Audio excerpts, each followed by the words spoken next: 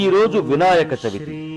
సర్వసిద్ధి ప్రదాత విఘ్నేశ్వరుణ్ణి ఈ రోజు పూజిస్తే సర్వ శుభాలు సొంతమవుతాయంటారు. ఈ శుభ సందర్భాన్ని పురస్కరించుకుని ఈ రోజు కాణిపాకం శ్రీ వరసిద్ధి వినాయక స్వామిని మీ ముందుకు తెస్తున్నాం.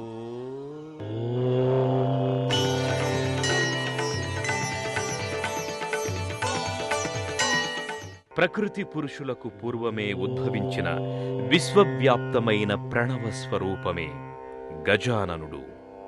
ఆ స్వామి యోగులకు, పరబ్రహ్మ నర్తకులకు నాట్యాచార్యుడు, భాగవతులకు గానమూర్తి, విద్యాకాంక్షగల వారికి విద్యా గణపతి, సామాన్య మానవులకు సంకటహరుడు, సర్వసిద్ధి ప్రదాత, ఏకాత్మకు సంకేతమైన వినాయకుడు, విశ్వజన ప్రియుడు. కరుణ రసామయుడైన వినాయకుడు స్వయంభువుగా అవతరించిన క్షేత్రం కాణిపాకం. సాక్షాత్తు విఘ్నేశ్వరుడు స్వయంభువుగా వెలసిన ఈ క్షేత్రం తిరుపతి నుంచి 70 కిలోమీటర్ల దూరంలో ఉంది.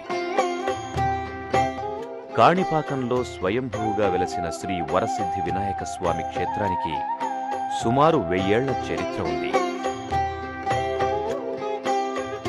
కాణిపాకం క్షేత్రాన్ని పూర్వం విహారపురి అని పిలిచేవారు.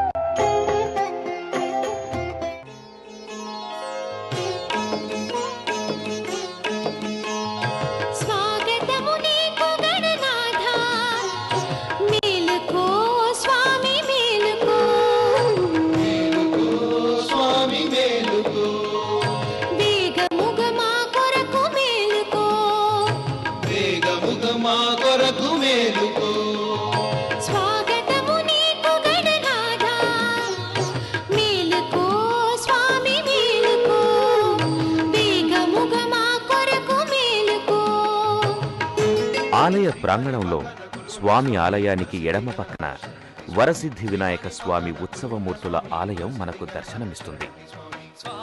సిద్ధి బుద్ధి సమేతుడైన వరసిద్ధి వినాయక స్వామి దివ్యమంగళ రూపం భక్తులలో భక్తిభావాన్ని పెంచుతుంది.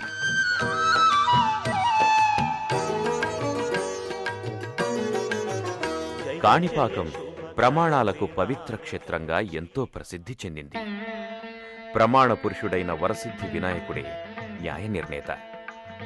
ఎటువంటి వివాదమైన స్వామి సన్నిధిలో అవలీలగా పరిష్కారం కావటం వరసిద్ధి వినాయక స్వామి మహిమగా భక్తులు చెబుతారు.